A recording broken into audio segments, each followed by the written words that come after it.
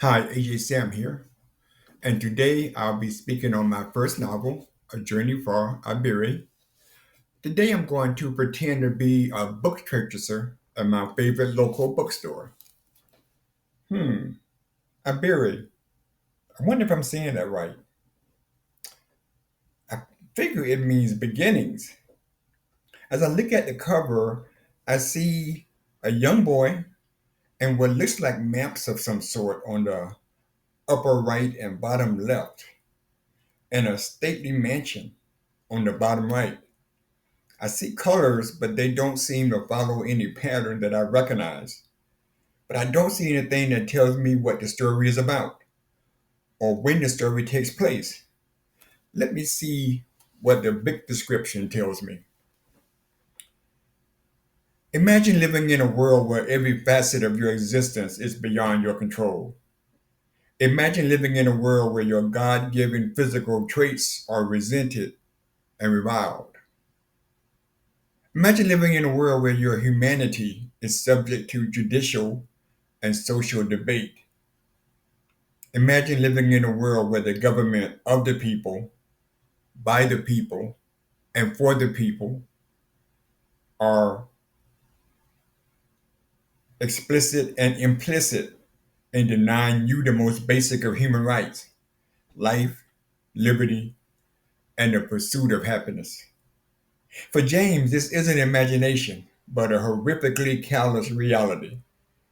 Despite the odds stacked against him, despite the incredible obstacles he's faced, this African American survived and thrived during his journey. A journey for Ibere beginnings starts with James being sold into bondage in the 1840s antebellum South and ends in the 1850s New York City as the Confederate attack on Fort Sumter, South Carolina precipitates the U.S. Civil War.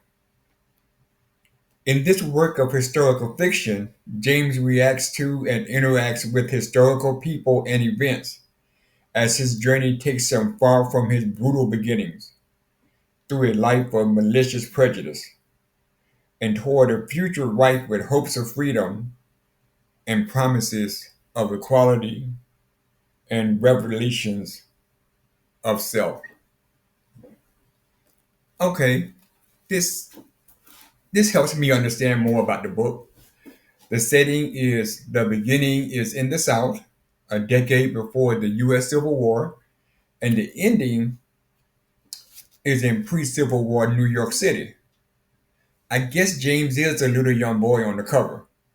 I think the maps are from Maryland or maybe even New York City, and the stately mansion may be a home on a southern plantation.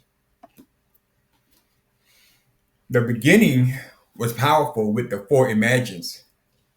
I anticipate a hard read just because of the times, but knowing that James successfully escapes to New York City means that it has a pleasant ending, or at least it could.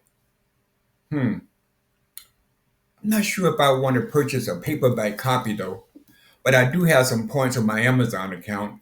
Maybe I'll get an ebook. Okay, that's the conclusion of the first part of this video. Now I will give you a full synopsis of A Journey for Ibere, where Ibere is Yoruba for beginnings.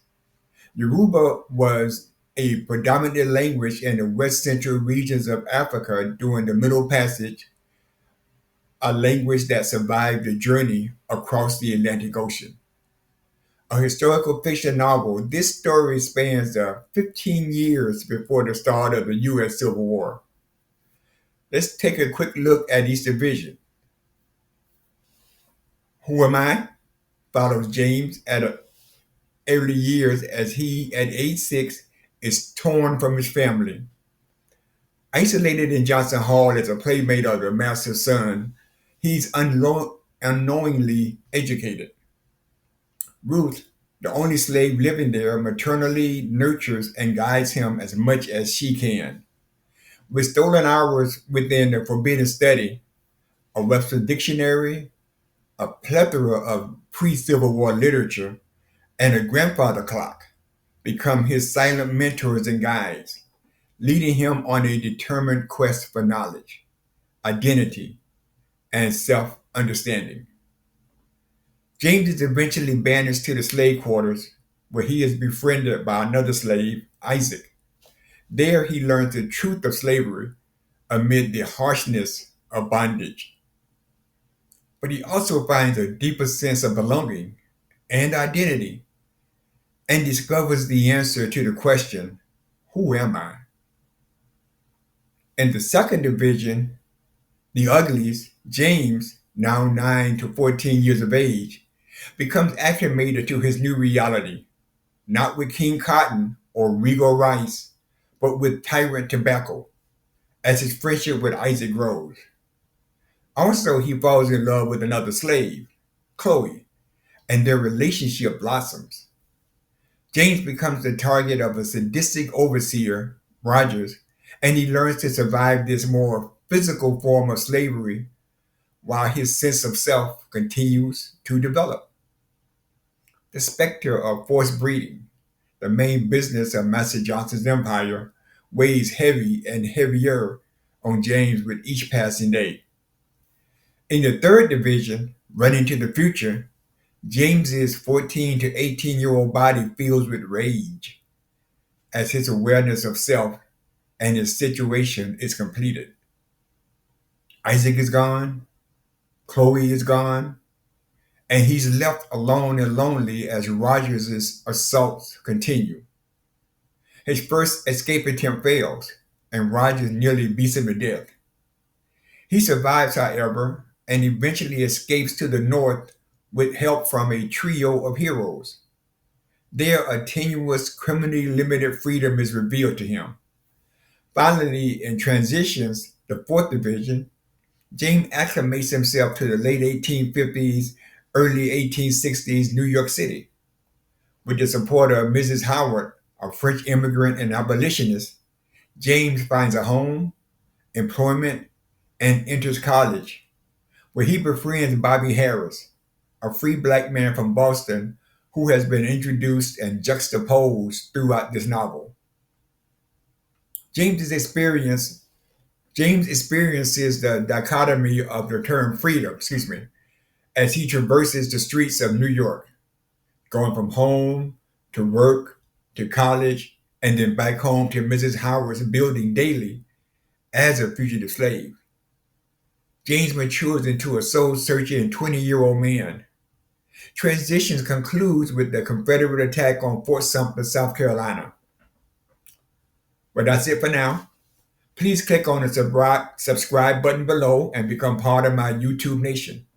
Please share and like as often as you wish. And go to my VIP newsletter section of my website using the QR code on the background that you see, or type in theajsam.com/contact to sign up for my newsletter. This will allow you opportunities to get free books and prizes, as well as breaking news in the coming months. Until next time, this is AJ Sam.